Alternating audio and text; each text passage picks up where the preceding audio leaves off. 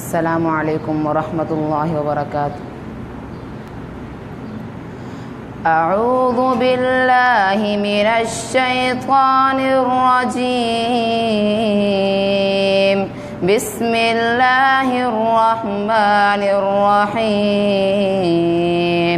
والتین والزیتون وطور سینین وهذا البلد الأمين لقد خلقنا الإنسان في أحسن تقويم ثم رددناه أسفل سافلين إلا الذين آمنوا وعملوا الصالحات فلهم أجر غير ممنون فما يكذبك بعد بالدين أليس الله بأحكم الحاكمين صدق الله العظيم۔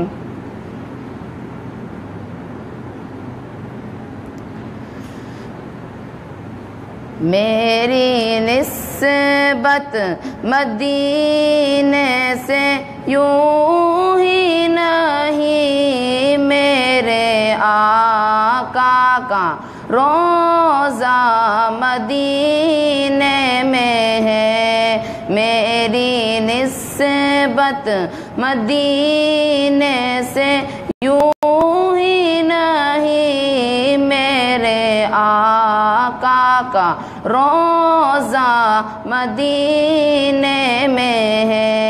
میں مدینے کی جانب نہ کیسے کھینچوں میرا دین اور دنیا مدینے میں ہے۔ پھول کھلتے ہیں پڑھ پڑھ کے صلی علی، جھوم کر کہہ رہی ہے یہ بادیں صبا، جھوم کر کہہ رہی ہے یہ بادیں صبا، ایسی خوشبو چمن کے گلوں میں کہاں، جیسی خوشبو نبی کے پسینے میں ہے۔ میری الفت مدینے سے یوں ہی نہیں، میرے آقا کا روضہ مدینے میں ہے۔ میں مدینے کی جانب نہ کیسے کھینچوں میرا دین اور دنیا مدینے میں ہے۔ ایک ہے جنت تیری، ایک ہے حجرہ تیرا، میرے مولا بتا اب میں جاؤں کہاں، میرے مولا بتا اب میں جاؤں کہاں، بھیج دی رب نے جنت اسی حجرے میں، امی عائشہ کا حجرہ مدینے میں ہے۔ میری الفت مدینے سے یوں ہی نہیں، میرے آقا کا روضہ مدینے میں ہے۔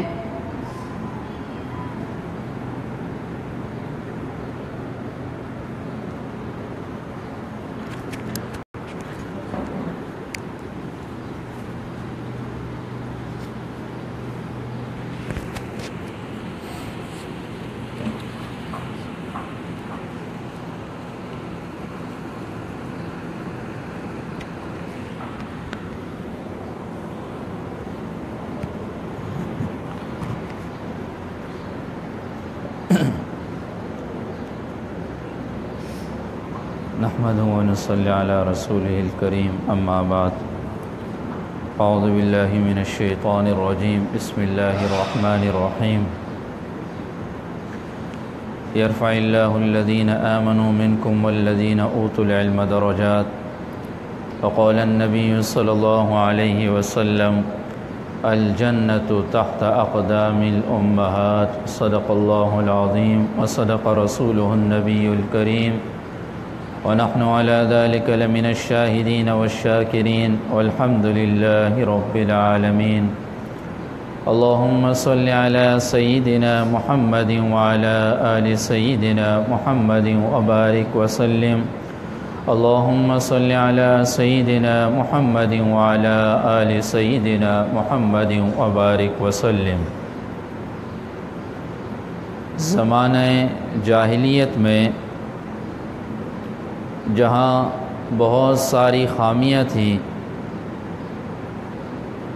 بہت سارے گناہوں کے اندر مبتلا تھے، بہت سارے عیبوں کے اندر مبتلا تھے، انہی خامیوں میں سے ایک بڑی خامی زمانے جاہلیت میں وہ یہ تھی کہ بچی کے پیدائش کو معیوب سمجھا جاتا تھا، بچی کے پیدائش کو معیوب سمجھا جاتا تھا۔ وَإِذَا بُشِّرَ أَحَدُهُمْ بِالْأُنْثَى ظَلَّ وَجْهُهُ مُسْوَدًّا وَهُوَ كَظِيمٌ يَتَوَارَى مِنَ الْقَوْمِ مِنْ سُوءِ مَا ذُكِّرَ بِهِ أَيُمْسِكُهُ عَلَى هُونٍ أَمْ يَدُسُّهُ فِي التُّرَابِ أَلَا سَاءَ مَا يَحْكُمُونَ۔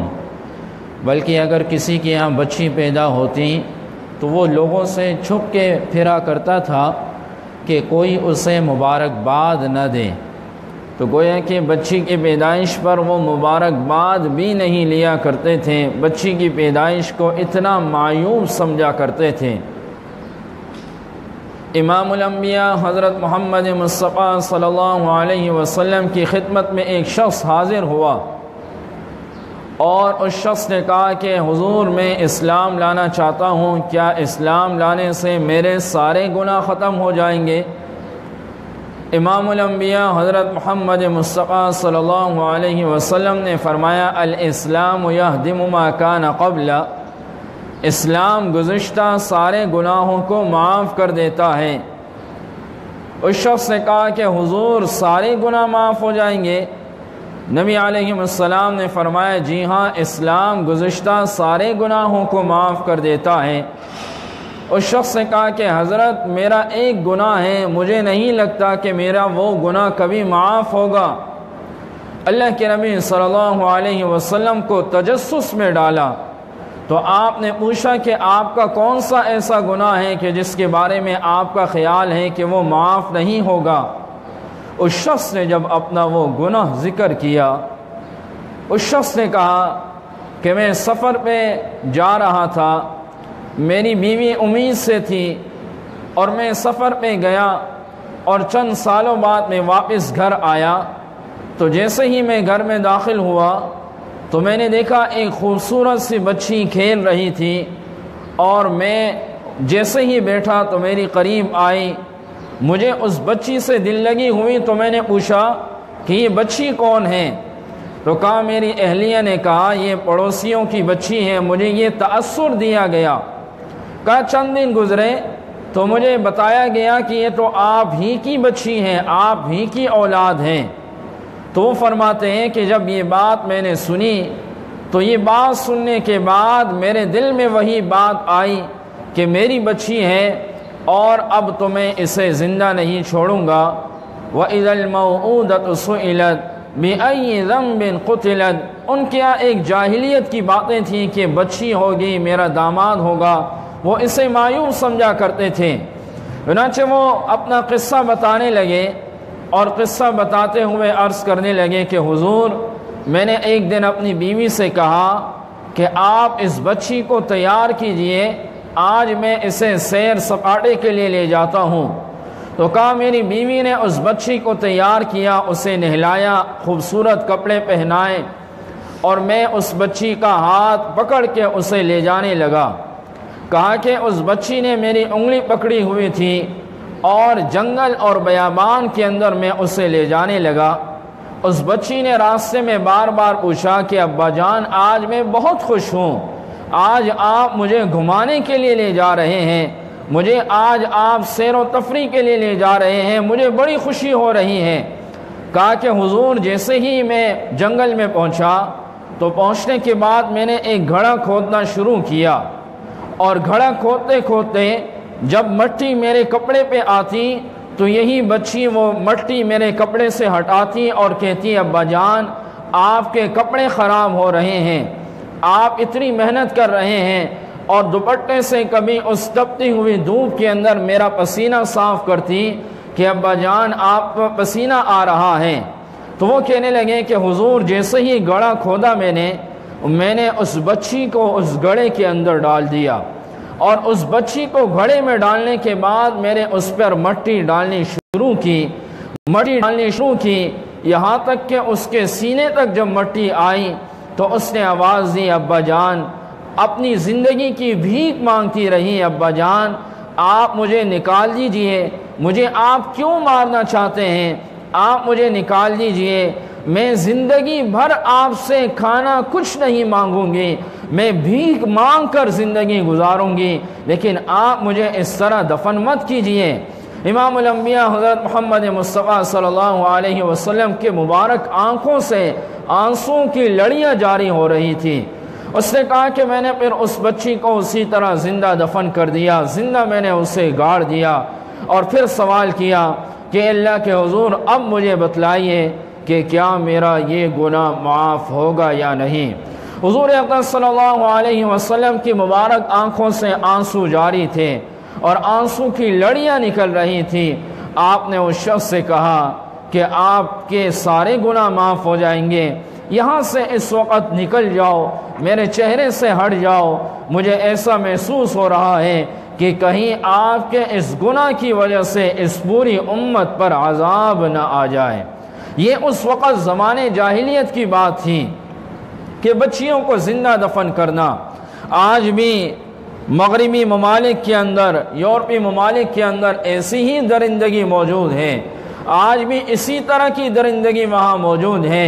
پچھلے دنوں اخبار میں ایک قصہ آیا، امریکہ کے اندر عدالت میں ایک بوڑھی ضعیف خاتون نے ایک کیس دائر کیا، اور کیس یہ دائر کیا کہ میرے 2 نوجوان بچے ہیں، اور میرے 2 نوجوان بچے ہونے کے باوجود ان کی عمریں 18 سے اوپر ہیں، مجھ سے نہ بات کرتے ہیں نہ خدمت کرتے ہیں، ان دونوں کے پاس ایک کتا موجود ہے، روزانہ 3 گھنٹے اس کتے کو دیتے ہیں، لیکن اپنی ماں کو 5 منٹ دینے کے لیے تیار نہیں ہے۔ تو امریکی عدالت کے اندر یہ کیس آیا، عدالت نے بھی عجیب فیصلہ سنایا۔ عدالت نے بھی کہا کہ چونکہ آپ کے بچے 18 سال سے اوپر کے عمر کے ہیں، لہٰذا آپ کے بچوں کی عمریں اس سے اوپر ہیں، اور یہ کتے ان کی ملکیت میں ہیں، لہذا یہ ان کی خدمت تو کریں گے، لیکن آپ کی خدمت کا ہم انہیں مجبور نہیں کر سکتے، اور نہ عدالت کی طرف سے ان پر حکم لاگو کیا جا سکتا ہے کہ یہ آپ کی خدمت کریں۔ ہمارے حضرت والا نے ایک عجیب بات ارشاد فرمائی، کہا میں جہاز کے اندر جا رہا تھا تو کہا میرے پڑوس میں ایک ضعیف خاتون تھی، 80-90 سال کی عمر کی تھی۔ کہا اس خاتون نے مجھ سے عجیب سوال کیا، کہا سوال یہ کیا کہ آپ مسلمان ہیں؟ تو کہا میں نے کہا جی ہاں میں مسلمان ہوں۔ کہا اس خاتون نے کہا سنا ہے مسلمان اپنے وعدوں کے بڑے پکے ہوتے ہیں؟ کہا میں نے کہا جی ہاں مسلمان اپنے وعدوں کے بڑے پکے ہوتے ہیں۔ کہا اس خاتون نے مجھے اپنا نمبر دیا اور کہا آپ اپنا نمبر دیں، اور میں نے کہا کیوں؟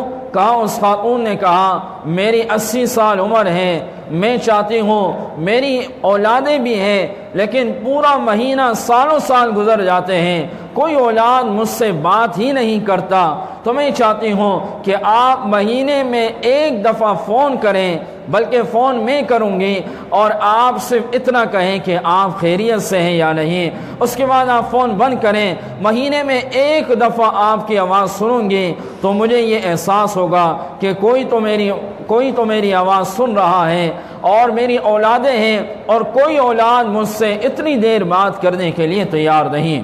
یہ اسلام کا حسن ہے کہ اللہ نے اسلام کے اندر ماں کو الگ مقام دیا، بیٹی کو الگ مقام دیا، باپ کو الگ مقام دیا۔ یہ اسلام کا بہت بڑا حسن ہے۔ ماں کو کیا مقام دیا؟ فرمایا الجنت تحت اقدام امہاتکم، جنت تمہارے ماں کے قدموں تلے ہیں۔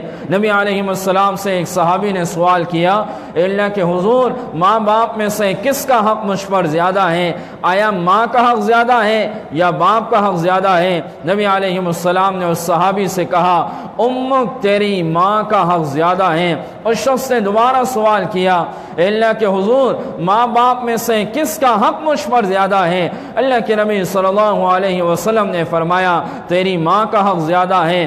اس نے تیسری دفعہ سوال کیا، اللہ کے حضور ماں باپ میں سے کس کا حق زیادہ ہے؟ اللہ کے نبی صلی اللہ علیہ وسلم نے تیسری دفعہ فرمایا تیری ماں کا حق زیادہ ہے۔ اس نے چوتھی دفعہ سوال کیا تو چوتھی دفعہ نبی علیہ السلام نے اس صحابی سے کہا ثم اباکا، پھر تیرے باپ کا حق زیادہ ہے۔ نبی علیہ السلام نے 3 دفعہ ماں کے حق گنوائے اور چوتھی دفعہ کہا کہ پھر تیرے باپ کا حق زیادہ ہے۔ اللہ کے نبی صلی اللہ علیہ وسلم نے بھی ماں باپ میں سے ماں کے حق کو مقدم رکھا۔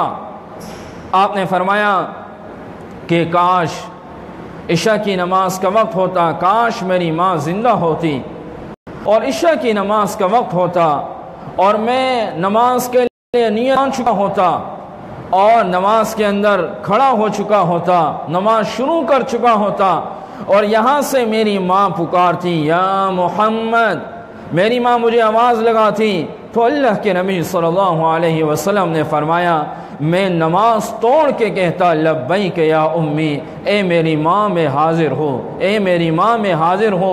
یہ اسلام کا حسن ہے کہ اسلام نے ماں باپ کے حقوق کو مقدم رکھا، ماں کا الگ حق رکھا۔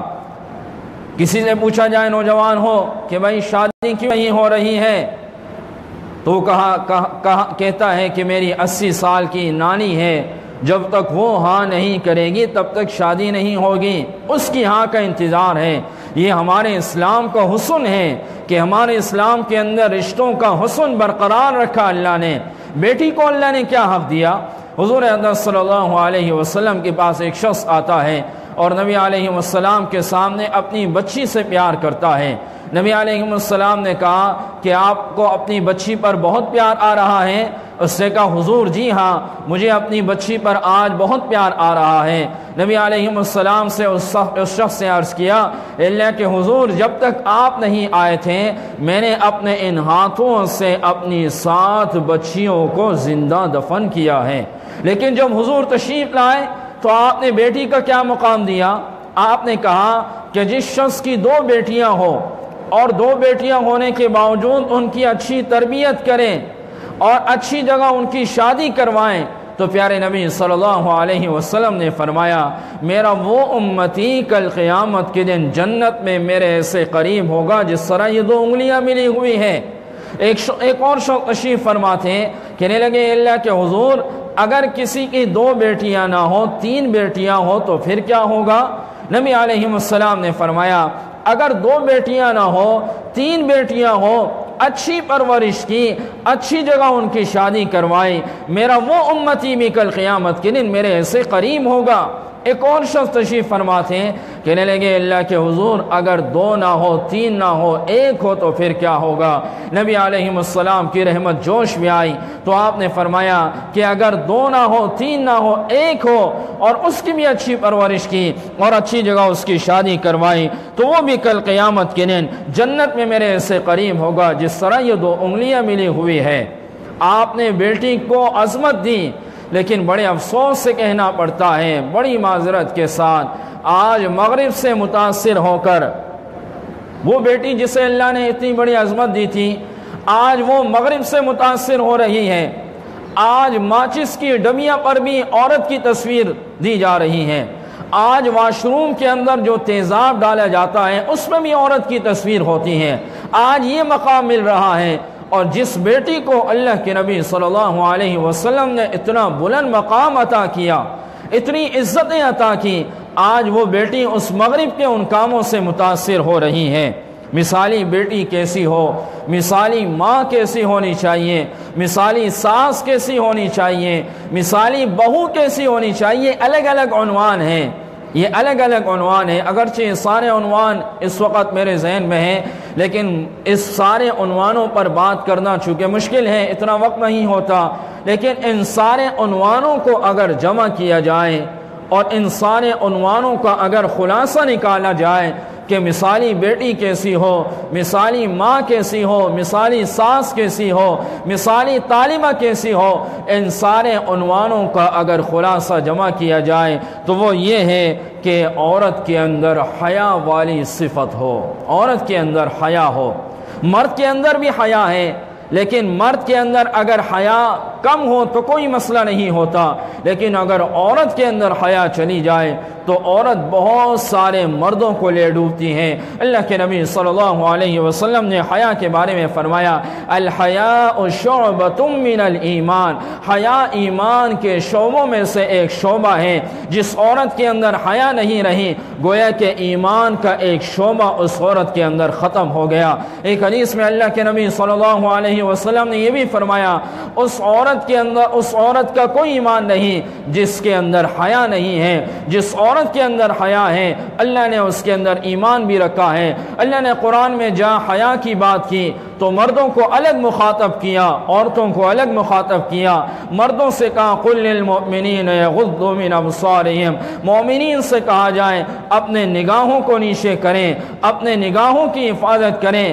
عورتوں کو جہاں مخاطب کیا تو اللہ نے کہا وَقُلْ لِلْمُؤْمِنَاتِ يَغْضُضْنَ مِنْ أَبْصَارِهِنَّ، ان عورتوں سے کہا جائے کہ یہ اپنے نگاہوں کی حفاظت کریں۔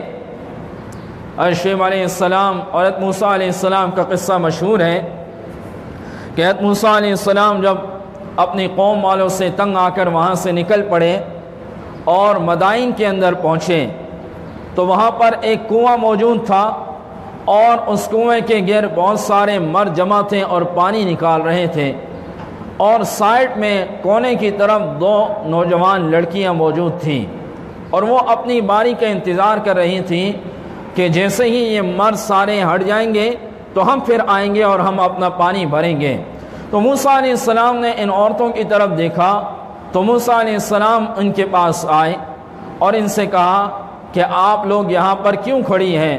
انہوں نے کہا ہم نے پانی لینا ہے، ہمارے والد ضعیف ہے، گھر میں کوئی مرد نہیں ہے، اس لیے ہم خود آتی ہیں پانی بھرنے کے لیے۔ موسیٰ علیہ السلام نے کہا میں پانی بھر دیتا ہوں، اور ان عورتوں کو پانی بھرا اور انہیں چھوڑ دیا ان کے گھر تک۔ حضرت موسیٰ علیہ السلام واپس آئے، قرآن مجید نے ان عورتوں کی صفات بیان کی۔ یہ عورتیں اپنے گھر آئیں، حضرت شعیب علیہ السلام ان کے والد تھے، وہ بھی نبی تھے، نبی کی بیٹیاں تھیں۔ حضرت شعیب علیہ السلام کے سامنے انہوں نے تذکرہ کیا۔ شعیب علیہ السلام نے کہا کہ جاؤ اس نوجوان کو بلایا جائے۔ قرآن کہتا ہے ان میں سے ایک لڑکی چلتی ہوئی آئی اور اللہ نے اس کے چلنے کی صفت اللہ نے بیان کی، کیا؟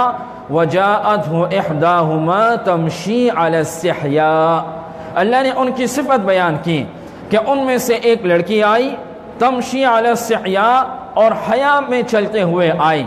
وہ چل رہی تھی، اس کے چلنے کے اندر بھی حیا تھی۔ عورت میں یہ صفت ہو کہ عورت اگر باہر بھی جائے تو وہ یوں چلے کہ اس کے چلنے میں بھی حیا ہو۔ ہمارے نبی صلی اللہ علیہ وسلم نے جیسے حکم دیا کہ عورت کو چاہیے ایسی خوشبو نہ لگائے کہ جس کی خوشبو بہت زیادہ پھیلتی ہو۔ ہمارے نبی نے حکم دیا کہ عورت کو چاہیے کہ وہ ذرا سائڈ میں ہو کر چلیں، بالکل درمیان میں نہ چلیں۔ ہمارے نبی نے جیسے حکم دیا وہ ساری تعلیمات حیا والی صفات ہیں۔ تو اللہ نے اس عورت کی جو صفت بیان کی، کہا وَجَاءَتْهُ إِحْدَاهُمَا تَمْشِي عَلَى السِّحْيَاءِ، کہ وہ عورت آئی اور حیا کی حالت میں چلتے ہوئے آئی۔ یہ حیا کی صفت عورت کے اندر ضروری ہے۔ الحیاء شعبۃ من الایمان، حیا ایمان کے شعبوں میں سے ایک شعبہ ہے۔ فاطمہ الزہرا رضی اللہ تعالی عنہا نبی علیہ السلام کی صاحبزادی، جب ان کے انتقال کا وقت قریب ہوا تو انہوں نے اپنے گھر والوں سے کیا بات کی؟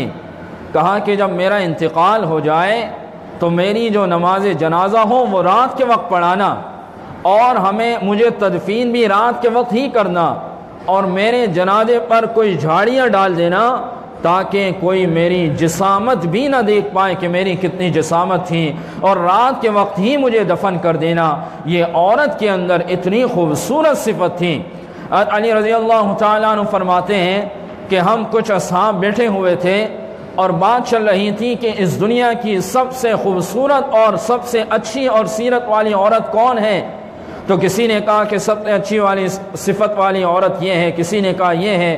تو علی رضی اللہ تعالیٰ عنہ سے ان اصحاب نے پوچھا، انہوں نے فرمایا کہ کچھ دیر آپ لوگ ٹھہرے، میں گھر جاتا ہوں اور اپنی اہلیہ سے پوچھ کے آتا ہوں کہ دنیا کی سب سے اچھی سیرت والی اور پاکیزہ عورت کون ہے۔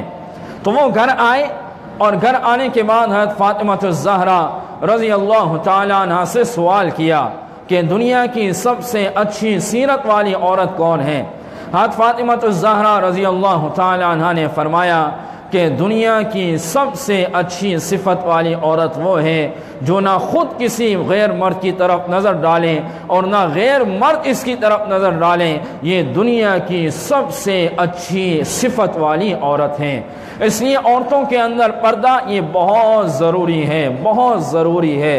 ہمارے نبی صلی اللہ علیہ وسلم کے اصحاب، ازواج مطہرات اور صحابیات اس کی بہت پابندی کیا کرتی تھیں۔ عورت کے اندر پردے کا ہونا بہت زیادہ ضروری ہے، ورنہ یہ بے پردگی کل قیامت کے دن ہمیں لے ڈوبے گی۔ اس لیے حیا والی صفت یہ آج ہمارے اندر بیدار کرنے کی ضرورت ہے۔ بڑی معذرت کے ساتھ میں ایک بات کرنے لگا ہوں، آج بے حیائی کے لیے جہاں شیطان نے اور جہاں مغربی ممالک نے بہت ساری چیزیں مہیا کی ہیں، اور ان چیزوں کی طرف کوششوں میں ہیں کہ بے حیائی مسلمانوں کے اندر پھیل جائے، ان بے حیائی کی چیزوں میں سے آج جو بڑی تباہی والی چیز ہے وہ ہے موبائل کا ہونا۔ یہ موبائل کا ہونا ایسی بڑی بے حیائی والی صفت ہے کہ آج نوجوان ہماری نسلوں کو تباہ کر دیا ہے۔ آج ہمارے کئی گھر اس سے اجڑ چکے ہیں، ہمارے گھروں کی کئی بیٹیوں کے گھر اس سے اجڑ چکے ہیں آج اس موبائل نے۔ اس کی مثال چھری کی ہے، چھری سے ہم پیاز بھی کاٹ سکتے ہیں، چھری سے ہم فروٹ بھی کاٹ سکتے ہیں، اور یہی چھری ہے کہ اس چھری سے کسی کا گلا بھی دبا سکتے ہیں۔ آج یہ موبائل اسی طرح ہے کہ اس موبائل کے ذریعے اچھے کام بھی ہو سکتے ہیں، بہت سے اچھے کام ہو سکتے ہیں، لیکن اس کا استعمال اس کے برعکس بھی بہت ہو رہا ہے۔ اس لیے آج ان ماؤں کو، ان والدین کو سختی اس بات پر کرنی چاہیے، بلکہ ہمارے اکابرین تو فرماتے ہیں، علماء فرماتے ہیں کہ نوجوان جتنی بھی بچیاں ہیں ان کے ہاتھ میں موبائل ہی نہ دیا جائے۔ یہ ہمارے نوجوان اکابرین فرماتے ہیں کہ جتنی نوجوان بچیاں ہیں ان کے ہاتھ میں موبائل ہی نہ دیا جائے، موبائل سے بالکل گریز کر دیا جائے۔ یعلم خائنۃ الاعین وما تخفی الصدور، اس بے حیائی کی تدابیر ہمیں اس کی اختیار کرنی ہوگی، اور ان تدابیر کے اندر بڑی ایک تدبیر یہ ہے کہ ہمیں اپنے بچوں کی نجی محفلوں کی زندگی کو بھی سمجھنا ہوگا کہ وہ کہاں بیٹھتے ہیں، اور ان کی نجی، ان کی خلوت والی محفلوں کو بھی دیکھنا ہوگا۔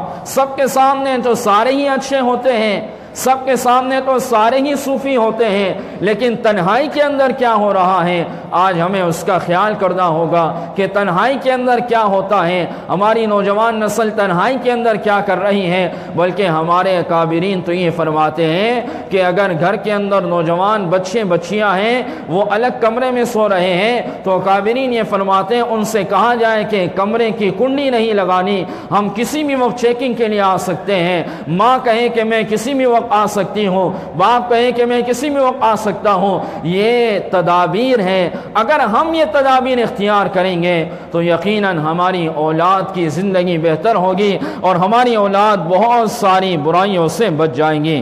اسی طرح نوجوان بچی کے لیے آج پہلے نمبر پہ حیا کی صفت، اور دوسرے نمبر پر ہماری بچیوں کے اندر عبادت کا جذبہ بیدار ہو۔ عبادت کا جذبہ، آج بچیوں کے اندر عبادت کا جذبہ بہت کم ہے۔ پرانے زمانے کے اندر اگر کسی بچی کی شادی ہونے لگتی اور جیسے ہی شادی ہو جاتی تو جہیز کے اندر ایک مصلی اور ایک قرآن مجید دیا جاتا تھا، اور قرآن مجید بھی وہ قرآن مجید جو اس بچی نے سمجھدار ہونے کے بعد اپنے ہاتھوں سے لکھا ہوتا، اور یوں کہا جاتا تھا کہ اس بچی نے سمجھداری کے بعد اپنے گھر میں جو کام کیا ہے وہ یہ کام کیا ہے کہ اس نے قرآن مجید کو اپنے ہاتھوں سے لکھا ہے۔ تو اس زمانے کے اندر بچیوں کے اندر بڑی عبادت کا ایک شوق اور ایک جذبہ تھا۔ آج وہ عبادت کا شوق اور جذبہ ختم ہے۔ آج نماز اس بچی کی قضا ہو رہی ہے، نماز کا وقت ہوتا ہے، دوسرے نماز کا وقت شروع ہو جاتا ہے، پچھلی نماز نہیں پڑھ رہی، پچھلی نماز ابھی تک نہیں پڑھی ہوئی ہے، آج نمازیں قضا ہو رہی ہیں۔ قرآن کریم کی تلاوت بچیوں کے اندر جذبہ ہی نہیں کہ قرآن کریم کی ہم تلاوت کریں، اس لیے آج بچیوں کے اندر یہ بیدار کرنے کی ضرورت ہے۔ اور جتنی بھی مائیں بہنیں بیٹھی ہیں، وہ بڑی عمر کی تمام خواتین سے میں یہ عرض کروں گا کہ جب تک گھر کا ذمہ دار یہ کام خود نہ کرنے لگ جائیں تو آپ یہ دور رہیں کہ گھر کے چھوٹے یہ کام کریں گے۔ جب تک گھر کے بڑے خود نماز کی پابندی کرنے والے نہ بن جائیں، جب تک گھر کے بڑے قرآن مجید کی تلاوت کرنے والے خود نہ بن جائیں تو یہ بچیاں کہاں سے کریں گی؟ اس لیے اس کے لیے ضروری ہے کہ گھر کے سربراہ کو خود عبادت کا شوق ہونا چاہیے، اور وہ خود اپنی بچیوں کی نگرانی کریں اور ان کی نمازوں کو ان کے اوقات میں پابندی سے ان کی نمازیں پڑھوائیں۔ نمبر 3 جو بچیوں کے اندر اچھی صفت ہونی چاہیے وہ ہے کہ دینی تعلیم کا جذبہ آج ہماری بیٹیوں کے اندر ہونا ضروری ہے۔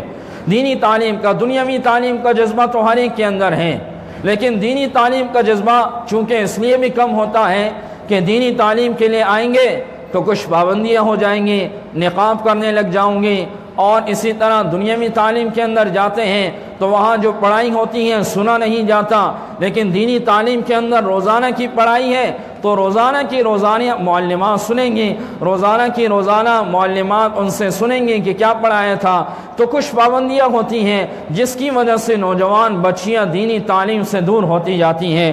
لیکن حقیقت یہ ہے کہ آج ہر بچی کے اندر دینی تعلیم کا جذبہ ہے، بہت ضروری ہے۔ یہ دین بڑی محنتوں سے ہم تک پہنچا ہے اور اس محنت کی ہم قدر کریں۔ کل قیامت کے دن اگر آج ہم نے اپنی اولادوں کو دین کی تعلیم نہیں دی تو کل قیامت کے دن یہی ہماری اولاد ہمارے خلاف گواہی دیں گے کہ ہماری ان ماؤں نے ہمیں دین کی تعلیم نہیں دی۔ کل قیامت کے دن یہی ہمارے خلاف کھڑی ہو جائیں گے۔ اس لیے دین کی تعلیم ضروری ہے، یہ بڑی محنت سے ہم تک یہ دین پہنچا ہے۔ امام بخاری رحمہ اللہ کے بارے میں آتا ہے کہ امام بخاری رحمہ اللہ جن کو رئیس المحدثین کہا جاتا ہے، امیر المؤمنین فی الحدیث جنہیں کہا جاتا ہے، بہت بڑی حدیث کی کتاب جنہوں نے لکھی، جس کتاب کے بارے میں کہا جاتا ہے اصح کتاب اللہ، اصح کتاب اللہ، اصح بعد کتاب اللہ، کہ وہ سب سے صحیح کتاب ہے اللہ کے کتاب کے بعد۔ قرآن مجید کے بعد سب سے صحیح کتاب صحیح البخاری اس کو کہا جاتا ہے، اور اس کے لکھنے والے ہیں امام بخاری۔ امام بخاری رحمہ اللہ کلاس میں ایک دن موجود نہیں تھے تو استاد نے طلبہ سے پوچھا، جب کوئی ہونہار طالب علم نہیں ہوتا یا طالبہ نہیں ہوتی تو استاد کو اپنا سبق پڑھاتے ہوئے وہ سبق ناقص لگتا ہے کہ میں کیسے سبق پڑھاؤں کہ آج کلاس میں یہ فلاں طالبہ یا طالب علم موجود نہیں ہے۔ تو استاد نے کہا کہ جاؤ پتہ کر کے آؤ کہ محمد کہاں ہے، اصل نام محمد تھا، تو کہا کہ جاؤ پتہ کر کے آؤ کہ محمد آج کہاں ہے۔ تو چنانچہ شاگرد گئے اور ان کے گھر کی طرف گئے، دروازہ کھٹکھٹایا، کہا کون ہے؟ کہا کہ ہم آپ کے کلاس فیلو ہیں اور استاد جی آپ کو بلا رہے ہیں کہ آپ کیوں نہیں آ رہے کلاس کے اندر۔ تو امام بخاری رحمہ اللہ نے اندر سے آواز دی، کہا کہ میں نے چھٹی کسی ایسی وجہ سے کی ہے کہ میرا عذر معقول ہے، میرے پاس ایک ہی جوڑا ہے، آج وہی جوڑا میلا ہو چکا تھا اور اس جوڑے کو میں نے دھویا ہے، ابھی وہ سوکھا نہیں ہے اور میں اس جوڑے کے سوکھنے کا انتظار کر رہا ہوں، اس لیے میں کلاس میں حاضر نہ ہو سکا۔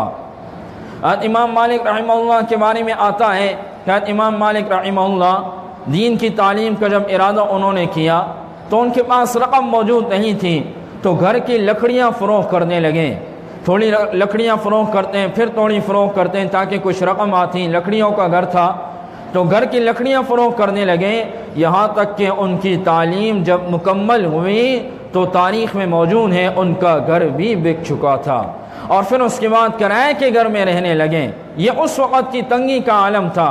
امام شافعی رحمہ اللہ کے بارے میں آتا ہے، بہت بڑے امام ہیں، چاروں اماموں میں سے ایک امام ہے اور بہت بڑے فقہ کے مجتہد ہیں۔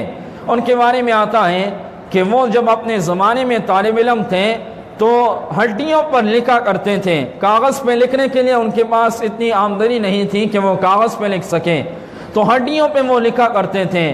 ان کے بارے میں یہ آتا ہے ہڈیوں پہ، چنانچہ ایک دن وہ تھیلا لے جا رہے تھے تو کسی نے کہا یہ کس چیز کا تھیلا ہے، بڑے سنبھال کر لے جا رہے تھے، تو کہنے لگے اس میں ہڈیاں ہیں، اور ان ہڈیوں پر میں نے جناب رسول اللہ صلی اللہ علیہ وسلم کے احادیث مبارکہ کو جمع کیا ہے، اس لیے جیسے ہی میرے پاس آمدنی آئے گی میں ان ہڈیوں سے یہ حدیثیں اتار کر کاغذ پہ لکھوں گا، لیکن جب تک میرے پاس کچھ نہیں آتا تو میں ان ہڈیوں کی حفاظت کروں گا۔ اس زمانے کے اندر ایک ایک حدیث کے لیے پیدل سفر کرنا پڑتا تھا، ہزاروں میل پیدل سفر، 2 مہینے 3 مہینے کا سفر ایک ایک حدیث کو حاصل کرنے کے لیے ہوتا تھا۔ آج اس رب کی کتنی نعمتیں موجود ہیں، بہت اس رب کی نعمتیں ہیں، بہت نعمتیں ہیں، بہت نعمتیں ہیں۔ پچھلے دنوں ایک شادی میں گیا تو اس دولہے نے مجھے بتایا کہ میں نے اپنی اہلیہ کے لیے 120 جوڑے بنوائے ہیں، 120 جوڑے، اور کہا میرے گھر والوں نے، ان کے گھر والوں نے کتنے بنائے ہیں اس کا علم نہیں ہے، یہ 120 جوڑے خالی میں نے بنائے ہیں۔ آج تو بچی کو یہ معلوم نہیں ہے کہ میرے کتنے جوڑے ہیں، اتنے جوڑوں کی اتنی تعداد ہے کہ اسے بھی یہ علم نہیں ہوتا کہ میرے پاس کتنے جوڑے موجود ہیں۔ اتنی نعمتیں آج اللہ کی موجود ہیں، لیکن اتنی نعمتیں ہونے کے باوجود آج اللہ کے ناشکرے ہم بہت ہیں، اللہ کے ان نعمتوں کی شکر گزاری کرنے والے ہم بہت کم ہیں۔ آج دسترخوان پر بیٹھ جائیں تو ہر قسم کے کھانے آج موجود ہیں۔ رسول اللہ صلی اللہ علیہ وسلم کے دسترخوان پر بمشکل ایک وقت کا سالن موجود ہوتا، 2 مہینے 3 مہینے جہاں چولہا نہیں جلتا تھا، آج ہمارے دسترخوانوں پر ہر قسم کے کھانے، ہر قسم کے میوے موجود ہیں، لیکن آج اس رب کی ناشکری بھی بہت ہو رہی ہے۔ اس لیے آج ہم عزم کریں، بچیوں کے اندر آج چھوٹی صفت یہ ہونی چاہیے کہ وہ اللہ کی شکر گزار بن جائے، اور بچیوں کے اندر 5ویں اور آخری صفت ہو وہ یہ ہو کہ خدمت کا جذبہ ان کے اندر موجود ہو۔ آج جب سے ماسیوں نے ڈیرے ڈالے ہیں ہمارے گھروں میں، تو ہمارے گھروں میں حقیقت میں بیماریوں نے ڈیرے ڈال دیے ہیں۔ جب سے ان ماسیوں نے ڈیرے ڈالے ہیں تو حقیقت میں ہمارے گھروں کے اندر بیماریاں آ چکی ہیں۔ فاطمہ الزہرا رضی اللہ تعالی عنہ کے بارے میں آتا ہے، رسول اللہ صلی اللہ علیہ وسلم کی خدمت میں آئی اور آ کر عرض کرنے لگی، اللہ کے حضور سنا ہے کہ غلام اور باندیاں آئے ہوئے ہیں، میرے ہاتھ میں چھالے پڑ چکے ہیں کام کر کر کے، تو اگر ایک غلام یا باندی مجھے عنایت ہو جائے تو گھر کے کاموں میں میرا ہاتھ بٹائے گا وہ۔ امام الانبیاء حضرت محمد مصطفیٰ صلی اللہ علیہ وسلم کی صاحبزادی، جنہیں آپ نے کہا فاطمہ بضعۃ منی، فاطمہ تو میرے جگر کا ٹکڑا ہے، آپ نے حضرت فاطمہ الزہرا رضی اللہ تعالی عنہ سے فرمایا، اے بیٹی میں تمہیں ایک نسخہ بتاتا ہوں، آپ اس نسخے کو کیجئے، جو مانگنے کے لیے آئے ہوں یا اس سے بہتر ہیں۔ کہا کہ ابا جان کیوں نہیں، آپ بتائیے۔ کہا بچی رات کو جب سونے کا وقت آئے تو رات کو سونے سے پہلے 33 مرتبہ سبحان اللہ، 33 مرتبہ الحمدللہ اور 34 مرتبہ اللہ اکبر کہا جائے۔ دن بھر کے جو کام ہیں ان سارے کاموں کی تھکاوٹ بھی دور ہو جائے گی، اور جو تم مانگنے کے لیے آئے ہو یہ اس سے بہتر ہے جو میں تمہیں دے رہا ہوں۔ اسی لیے ان تسبیحات کو تسبیحات فاطمی کہا جاتا ہے۔ تو ہم آج سے یہ عزم کریں، عورتیں یہ عزم کریں کہ گھر کے اندر دینداری لائیں گے، گھر کے اندر اپنی بچیوں کو نماز کی پابندی کرنے والا بنائیں گے۔ جس گھر میں نماز نہ پڑھا جاتا ہو، رسول اللہ صلی اللہ علیہ وسلم نے فرمایا اس گھر کی نحوست 40 گھروں تک جاتی ہے۔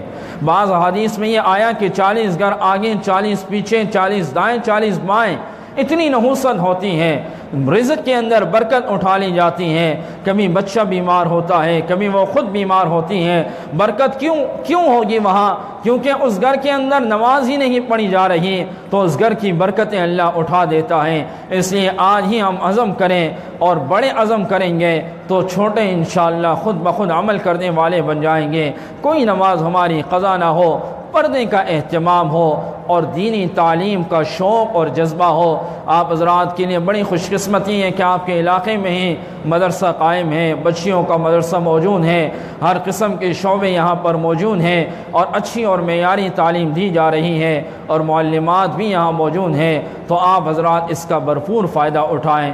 اللہ رب العزت سے دعا ہے کہ اللہ رب العزت ان باتوں پر ہم سب کو عمل کی توفیق عطا فرمائے۔ وآخر دعوانا ان الحمد للہ رب العالمین۔ اللہم لک الحمد کما انت اہل، فصل علی محمد کما انت اہل، وافعل منا ما انت اہل فانک اہل التقوی واہل المغفرہ۔ اے کریم آقا، جو کچھ پڑھا گیا سنا گیا ان سب کو اپنی زندگیوں میں عمل کرنے والا بنا، ان سب کو قبول فرما۔ ہر قسم کی بیماریوں سے، ہر قسم کی پریشانیوں سے ہماری حفاظت فرما۔ ہماری ماؤں بہنوں کو اے کریم آقا دینی تعلیم کا شوق ہماری ماؤں بہنوں کے اندر بنا، ہماری ماؤں بہنوں کو پردہ کرنے والا بنا، ہماری ماؤں بہنوں کی پریشانیوں کو دور فرما۔ حاضرات میں سے جو بھی بیمار ہیں ان کی تمام بیماریوں کے شفائے کاملہ عاجلہ مستمرہ دائمہ نصیب فرما۔ اولادوں کو نیکوکار بنا، آنکھوں کی ٹھنڈک بنا۔ جن کی اولادیں نہیں ہیں اے کریم آقا انہیں نیک صالح اولاد عطا فرما۔ جن کی اولادیں نرینہ نہیں ہے اے کریم آقا انہیں اولاد نرینہ عطا فرما۔ اے کریم آقا جو بھی حاضرات سامعات موجود ہیں ان سب کو حرمین شریفین کی بار بار زیارت نصیب فرما۔ ربنا تقبل منا انک انت السمیع العلیم وتب علینا انک انت التواب الرحیم۔ سبحان ربک رب العزت عما یصفون وسلام علی المرسلین والحمد للہ رب العالمین۔